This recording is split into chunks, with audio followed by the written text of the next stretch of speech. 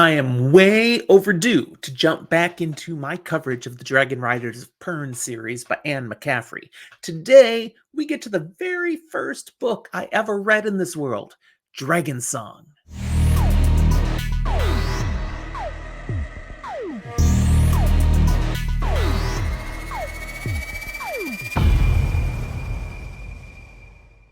Welcome to Fantasy for the Ages, the show where a father and son talk about fantasy, science fiction, and other nerdy things we enjoy. Today, a rapid review episode as I, Jim, the father, bring my thoughts on a book I've read years and years ago, and then again much more recently, Dragonsong, the first of the Harper Hall of Pern books, but actually the third book overall written in the Dragonriders of Pern. If you enjoy what I have to say today, be sure to like this episode, and if you haven't subscribed yet, do it! It helps us out a ton. Let me be clear here, there will be spoilers in this episode. This is a rapid review, not a spoiler-light book review. I'm going all in. I'm talking about all aspects of this book. I'm going to give you the whole freaking plot and give you my thoughts on what makes this book so awesome. So, if you haven't read it, go away. I don't want to do that to you. To be clear, Dragonsong is not where a reader should begin reading the Dragonriders of Pern. It's an amazing science fiction fantasy series, but this is not book one. For me, however, as a teenager who had just joined the science fiction book club, this was book one. I snagged the Harper Hall of Pern with my Welcome to the Book Club haul. You got this huge chunk of books you can pick. I think it was 5 of them. Any you want. And I'm going for a deal, man. This book was listed, the Harper Hall of Pern. It's a 3-in-1 omnibus edition. I've never heard of Pern. I don't know anything about the books. There's no internet, people. I can't look it up. So I take the deal. I got 3 books. And I figure I'll like them. There's dragons on the front. It looks interesting. It's gotta be cool, right? Well, I stumbled into this book missing context, not knowing what's going on, with the author assuming I already know about dragons and the world of Pern. In the end, it didn't matter. This book is so good that I loved it even though I was part blind. When I went back later and read Dragonflight and Dragon Quest, and we're talking some years later that I got to it, it made this book that much better. I do already have episodes on Dragonflight and Dragon Quest, full rapid reviews, so you can go back and look at those if you haven't caught those yet. But this book by itself is a testimony to how excellently it's written by Anne McCaffrey that I didn't have those first 2 books and still got enough out of it to want more. I had no trouble moving on to the next 2 books of the Harper Hall of Pern. Of course, when I get to book 3 there, Dragon Drums, I'm again kind of lost because really something else should get read first. I'll talk about that another time. I was a 15-year-old reading this book, and I was just fascinated. I fell in love with the world of Pern. So much so that I'm still talking about the book decades later, and I'm going to gush on it. The story is incredible. If you've not read Dragonsong, again, you shouldn't be with me here now. If you have read it, I think you understand why I love it so much. Now, from here on out, being crystal clear again, full spoil. Dragonsong is essentially the story of Menely, a teenage girl living in a sea hold on the planet of Pern. Life in a sea hold is hard. Everyone works for the good of the hold, whether that's being out as a fisherman on the ships bringing in the fish, or back in the hold taking care of the haul that they bring in, mending the nets, and many other tasks necessary to keep a fishing hold successful. A very few number of people have special responsibilities that differ from the primary work of a sea hold. One of those is the harper. In the society, a key role of a harper is to be the teacher of the children, using music and songs to instruct the children of the hold in the things that they need to know to grow up and become successful and contributing adults. There's no schools in a sea hold. Instead, there's the harper, and you go to your lessons each day with the harper. The harper in a sea hole does other things too. He's entertainment in the evenings, playing music and singing songs for the tired sailors as they are at dinner and now kicking back and relaxing in the evening night. But his primary job, really, in this sea hold, is teaching the children what they're supposed to know. In this particular sea hold, the harper is named Patirin, and he's been here for many years. In fact, he's been here so long that he's now quite elderly, and this is his last days. In his last days, he lost dexterity in his fingers due to arthritis, and his mind starts to wander. Now, it's not like click and this happens, it's a gradual process, but it becomes necessary for Patirin to have help in order to teach the children. I mean, that's not so shocking. As people get older, they can't always do what they could have done when they were younger. Patirin specifically requests the help of Menely. Now, who is this Menely? Well, at first, she was just one of the children, training, coming to lessons with Patirin like all the other children. But he noted in her something special. She had more musical aptitude than the average child, and he took it upon himself not to just teach her the normal things, but to give her extra lessons, to nurture her abilities, even when he then needs extra help to take her on as an assistant. Menely is not just an average child in the hold, though. She happens to be the daughter of the sea holder himself, Yanis, the lord of this place. And he's not entirely happy about Menely playing instruments and singing songs. See, the half circle hold is kind of a backwards place, very old school in its traditions and its opinions. And Yanis sees harpering as men's work. Menely is out of line. Okay, out of respect for Patirin, the harper, Yanis allows Menely to help him, but he never sees her to the degree of excellence and superiority at music that Patirin does. In fact, Patirin knows better than even to bring that up. She's just helping me a little bit. Okay, fine. Yeah, he's doing way more than just having her as an assistant. More on that later. Not only does Menely go on to be a very able assistant for Patirin, she demonstrates she is naturally gifted at many different aspects of music, even composition. She writes songs. And for Menely, she has no idea how special she is. Music has just become for her like air, like life. It's just a natural part of everything she does. She loves it. She breathes it. She eats it. She sleeps it.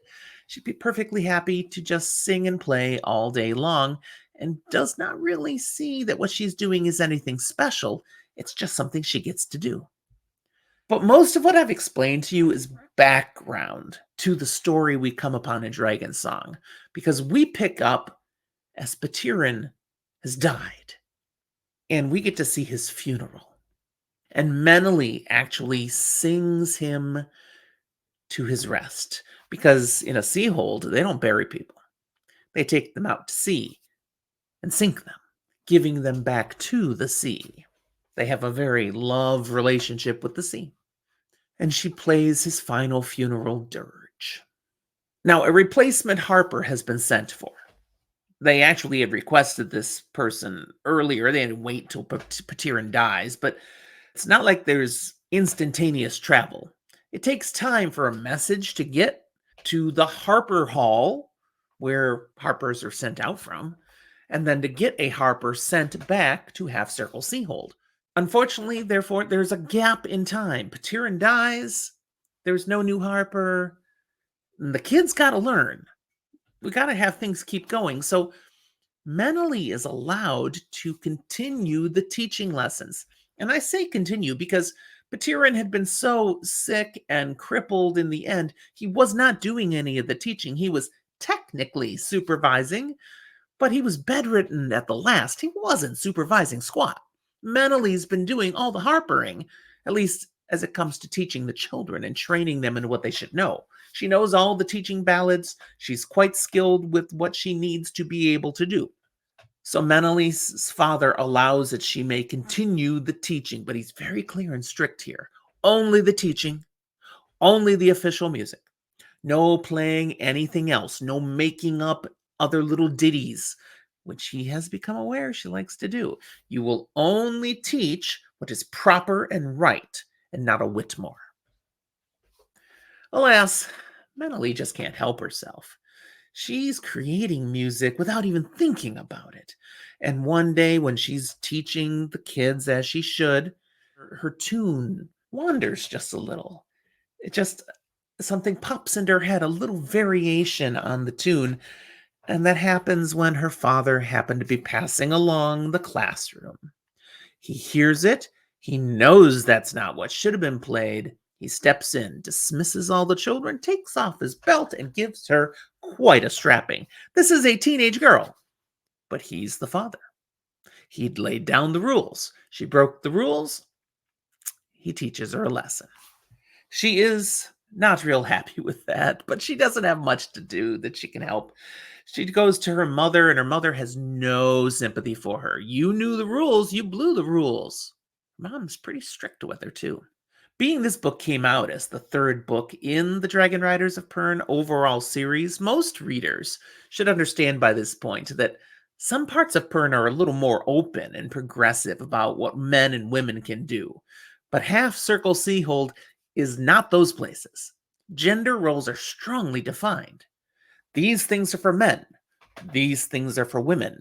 They will not mix. Harpering is one of those things in the eyes of the people of Half Circle Seahold. So when the new replacement Harper does show up, Meneley is forbidden from revealing that she's the one teaching the children.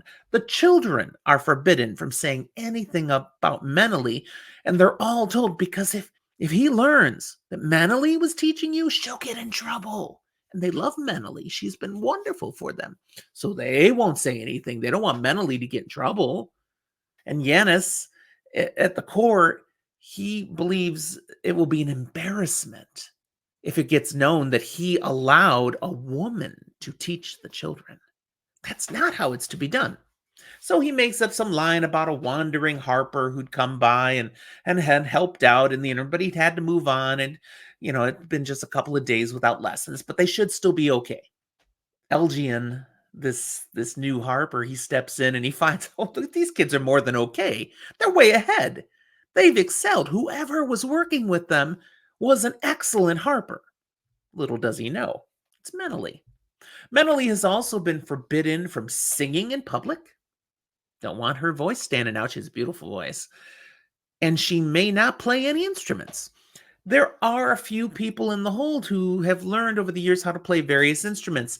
And in the evenings, when they start making music, their biggest entertainment, there's no radio, there's no TV. They sing and they play. She's not allowed to join in, even though she's probably the most skilled one in the entire hold. Nope, you can't do it. They've taken away from Meneley what she feels the most passionate about of all in life. And she's miserable as any teenage girl would be if this was done to her. Well, what does a miserable, sad, depressed teenage girl do then? She mopes. She lacks energy. She just wants to sleep all the time now. There's nothing for her here. Her mom has a solution. We'll put her to work. And if we get her busy enough and tired enough, she'll forget about this music stuff and she'll get over it. Her mom is actually thinking of what will be best for Meneley. She's thinking lifelong. What is her future? To become a good woman of the hold, to marry some man, to have babies, to be a productive contributor to the Seahold. And that's not going to happen if she keeps moping about this music stuff. So she's working hard to get this out of her daughter's mind so she can move on. Well, how does she put her to work? Down at the docks, away from the Harper, away from the teaching room, out working on mending nets and cleaning fish and stuff, work that's kind of never done. Meneley is getting exhausted doing all of this work, but she has no choice. And she works and works until one day the accident happens. As she's sitting there gutting some oily, greasy fish, her hand slips, her knife slips, and gouges deep into her left palm. She's bleeding instantly everywhere. It's a very bad wound. They rush her to her mother, who serves as an amateur healer, has some skill for the hold. She cares for her daughter. She patches up the wound. She nurses her daughter through the fever that she has because it gets infected from all that fish slime. I mean, that makes sense. And she nurses her back to health. But as her daughter finally comes around, she comes to realize her left hand does not work like it should. And here we get a little bit of cruelty, and it's one of the contentious parts of this book because Meneley's mom did a sucky job stitching up her hand on purpose. She made sure she healed her daughter, nursed her to health, got her over the fever and all, but she could have sewed up that hand a lot better. Instead, she sewed it up too tight. So she can't stretch her hand. She can't open it up anymore. It's like it's stuck in a claw. She doesn't have the reach because muscles and skin have been screwed up with that stitching job. So now not only is she not allowed to sing, she can't play. And her mother's like, okay, that should do it. There's nothing in music for her anymore. She'll get over it and she'll move on. And we can get back on track for her to have a good life. That's what her mother genuinely thinks. But criminy, she's guilty of child abuse here, as I look at it with modern eyes. And I think most readers are pretty angry with Meneley's mom at this point. Meneley still, however, cannot move on. She no longer has music? Fine. There's nothing left for her here. They don't understand her. They don't care about her. We get a little Wizard of Oz here. I'm running away. Can't be any worse out there than it is here. So she sneaks away early one morning and begins living on her own, far out away from the hold, finding a cave along the seacoast. At first, she hides, thinking they might come searching for her. When she's been hidden long enough and doesn't see anybody, she feels like I must have got away. Either they don't care enough to look for me, or they think I'm gone. They'll never be able to find me, and they've given up. So she starts building a life for herself out here on the seacoast. Now, let's remember here, again, this is the third book many people read in the Pern series. So most readers are aware this is the time of thread. Thread being the devastating material that falls periodically from the sky and ravenously consumes any organic matter it touches. The people of Pern are terrified of thread because, I mean, if you're outside when thread's falling and it lands on you, you die horribly. It's a nasty thing. In the hold, it's all built of stone. It's basically a massive cave structure. You're safe from thread. It can't eat through stone. But anything that's out there that is growing could be devastated by thread. So the Dragonriders of Pern actually go about the work of riding up in the sky when thread is coming down and trying to burn it out of the sky before it makes it to the ground. But there's always a chance some of it will make it through. It's not a perfect system. So when thread falls, you do not want to be outside. Meneley is now living permanently outside. Yeah, she's got a cave. It's not very big. And she has to be outside from it plenty of the time. She's got to catch fish or go scrounge for other edible growing things she can eat. She's got to find supplies. She's got to get herself fresh water. She's figuring all the things she needs to do to rough it, living on her own. And she's survived Threadfall. She just makes sure she's in her cave when that happens. The people back in Half Circle, they did indeed search for Meneley. In particular, her older brother Alemi, an accomplished sailor, captain of a ship, he really sails along the coast far and wide looking for Meneley, any sign of her, but they do not find her. And after Thread has fallen, she can't be out there anywhere, can she? I mean, they're terrified. They believe if she was out in thread, she's dead. And the search is called off. A Lemmy, maybe he'll keep looking from time to time, but nobody else is looking for her. Menelie's gone. Menelie is not having a terrifying experience living on her own. Her life's gotten much better, actually. But then there's a next level experience that happens, because while living in that cave along the beach, she discovers fire lizards and a nest of fire lizard eggs. These eggs, unfortunately, were laid in a place too close to the tide line, and Menelie comes upon this fire lizard, golden queen, frantically trying to get her eggs to safety as the tide is coming up and potentially going to pull the eggs away, drown them, whatever would happen from the seawater. It's not a good thing. She's got to get the eggs away. Menelie helps, and this little queen fire lizard is so desperate, it lets her help. Menelie actually moves these eggs up from the sandy beach into her cave where they'll be safe. She builds a nice little sandy pit for them there, and that's where the eggs rest. It's not too much longer when the eggs hatch.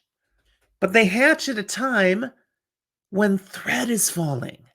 Not when it first starts, but then shortly after it starts, and as these little newborn fire lizards fall out of their eggs, thread starts falling outside. Now, the dragon lizards are ravenously hungry, and all they're driven by at this point is get food. There's no food that they can see, so they're going out of the cave to find food, and they're dying. They're instantly dying by having thread fall on them. Menelie is horrified to see this happening, so she does the only thing she can see to save some of them. She gets her food and feeds them. And she just keeps feeding them until they're stuffed and fall asleep into a food coma. In the end, she has rescued 9 of these fire lizards, totally sating their appetite until they drift off to sleep. And what happens there is unintentionally, she has impressed them. Now, that's a term we're familiar with from the previous 2 books, that dragon riders, as young boys and girls, go onto the sand during a hatching in a weir and impress a dragon. It's a psychic bond, a connection that's made. Well, in some way, Menelie was able to do that with these little fire lizards. It's not quite the same as what happens with the big dragons. But when they wake up, they're clearly not going anywhere. Instead, they're bugging Menelie. They're whining to Menelie, and she can even kind of feel pressure in her mind from them of how hungry they are. This goes on then for Menelie with her gold queen, 2 bronzes, 3 browns, a blue, and 2 greens, to be this existence of constantly trying to find enough food for them and the supplies she needs for the other things they need as little fire lizards to take care, such as their skin starts to dry and gets all crackly. So she finds a plant she can use to make a little paste, more of a lotion kind of, to ease their dry, flaky skin and relieve their itchy scratchiness. And they go through life together now. Her 9 fire lizards and she. She does most of the work at first, trying to find enough food for all of them, basic supplies for what they need. But as they grow, they also start helping her. They start catching fish. They start doing things, and they become a team. One other thing they do along the way here is start enjoying music. Menelie, on her own, had managed to build craft a little flute. She can't play it quite the way she should because of her hand that doesn't work right, but she manages to, figure out enough to be able to play some basic little tunes. And one day when she's doing that, the dragon lizards start harmonizing with her flute music. They've heard her playing music and humming little tunes from infancy, and apparently they've developed a knack for it. So here we have Menelie and her musical band, and they're having a delightful time.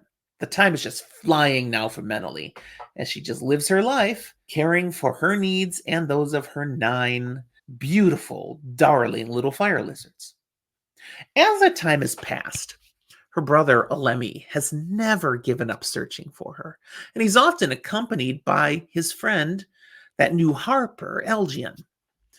What no one yet understands at Half Circle Seahold is Elgian was not sent there just to be the new Harper.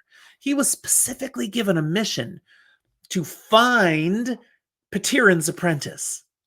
Because, see, Patirin had sent on some of the songs that Menely had composed, sent them to the Harper Hall saying, I have someone I'm working with here I think has a little more talent than the typical. Check out these songs. And the master harper, Robinson, got a hold of those songs and he's like, this stuff is next level. In fact, he puts these out into circulation and they catch on like wildfire. Menely's songs are catchy, are memorable. People are humming them everywhere they go. And everybody wants more. But there isn't any more because Patirin died and didn't tell them who this person was. Just sent this music from this person I'm training. So Elgian goes to find the person, assuming it would be easy. But when he gets here, nobody knows anything. No one will say anything. He knows he's been fed some baloney about this visiting Harper passing through who filled it. No. But he knows for some reason they don't want him to know who this apprentice was. So he spent a lot of time trying to puzzle it out. Maybe it's like one of these fishermen and they don't want him to give up fishing. So he's been trying to eke out who's got maybe a little more talent than others. But he's not been able to figure it out. All this time, he's looking for Menely. And he has no clue she's the one. All of this now will come to a climax when Menely is out searching supplies a bit further than usual one day, and then sees signs of thread and dragon riders fighting it above her. She had lost awareness of her surroundings, got caught up in what she was doing, and she is nowhere near safety at this point. She takes off running for her cave, running as fast as she ever has, running literally right out of her threadbare shoes because she's on her own. She doesn't have new shoes. These things are barely existing and they're not good enough for this battle. She runs her feet bloody, and yet she's gonna die from thread here, except one of the dragon riders sees her, swoops down, and carries her off to safety. He goes between, which readers would know already, means he goes into this kind of special nowhere space from which he can then transfer back out into real space somewhere else, arriving at Bend and Weir and delivering Menely to people who can take care of her. She's exhausted, she's terrified, and her feet are a bloody mess. At Bend and Weir, they take care of Menely. But this initial shock to her system leaves her pretty soon exhausted and in a deep, deep sleep. When she wakes up, there's a hullabaloo going on around her because her fire lizards showed up and they're raising holy heck in the Weir. They followed her between. There is a bond here. Doesn't matter that she was taken to this distant place. They could sense Menely and they came to her. And when they see that she's okay and she's awake now and stuff, they come to her and everybody's like, oh, they're yours? Because it turns out fire lizards are known. And there are other fire lizards around the Weir. Menely's like, what? Nobody had ever seen or known about the fire lizards at Half Circle Seahold. Well, they were a myth. They were a thing. Yeah, sure, they're out there maybe, but no one ever. I mean, you can't catch one. But here they exist in Bend and Weir. That's a thing now. Menely is afraid that her 9 fire lizards have caused trouble, and now she'll be in trouble, and she'll be sent away. And no. It's fine. It's fine. In fact, they're very impressed with her and a little jealous that she has 9 of them. Those who have a fire lizard know how hard it is to take care of them when they're newborns, how much time it demands. And they're like, and you manage 9? That's shocking. And then she gets a little extra attention when it becomes obvious that her fire lizards are musical because they start singing along with her. They clearly love music. They demonstrate quite the aptitude. And eventually that comes to the attention of the Master Harper. See, a just darling part of the story is Menelie's constant fear in Bend and Weir that she's going to do something wrong, or maybe she's already done something wrong because she just didn't know, and they're going to send her back to Half Circle Seahold. She has no self-confidence. Everything she did and loved back home at Half Circle Seahold was treated as wrong. She's doing everything wrong. She's worthless. And none of her good qualities were valued once Patirin had died. She's been living in total fear that she might end up having to go back when in reality everything about her, her personality, her gentleness, her caution, her kindness, her fire lizards, it impresses everyone she meets, and she can't see it. She's so scared. She comes to learn eventually, though, that the things that she fears she's done wrong are actually what people considerably value the most about her. And the happy ending of the story comes when Master Harper Robinson comes and meets her and actually tricks her into humming along on one of the tunes that she had written and Patirin had sent on to the Harper Hall. He had a theory by this point that this was the missing apprentice, and he tricks her into revealing it. Once again, she's like, oh no, I'm in trouble. He's like, no, you are who I've been searching all over Pern for. You are coming with me to the Harper Hall. It's going to be your new home. That's where you belong. And I'm excited to see you learn to do even more music. And Menelie lives happily ever after. Well, not quite. But that's for the next novel, Dragon Singer. This story hits the perfect sweet spot for a young adult, which of course was where I was when I read it, as Menelie struggles with coming to truly know and value herself and her capabilities, overcoming growing up in a family that didn't understand her and didn't value her for who she was. The story also gives us a beautifully different perspective, a viewpoint on the world of Pern that's fresh and new. What we learned in the first two books, we saw through the movers and shakers of the world, the leaders of the Weir, the lords and ladies of the holds. Menelie's just a nobody. And the people of her hold, just regular Joe Schmoes. To see a different view of the world really helped build it out in some amazing ways. I also particularly enjoy Menelie's presence and view on a Bendon dragon hatching. An event that happened in book 2, but we get to see it again here now from Menelie's point of view. Gave us different ways of seeing things that I thought rounded out the story nicely. The world of Pern is much richer for the reader after reading Dragonsong, all these additional elements added to the story, and our understanding of the significance of Harpers, including Master Harper Robinson, takes a big step forward through this novel. That's going to be huge for the rest of the stories to come, but now we've only just begun getting deeper into understanding Harpers and Harpering. The sequel, Dragon Singer, it blows a person's mind in this regard. But that's where I stop for today. Again, if you enjoyed what I had to say, don't forget to like and subscribe. And if you have any comments, what you think of this amazing book, go ahead and put them down there. I'd love to read them, and I always respond. Thanks for watching. We'll talk to you next time.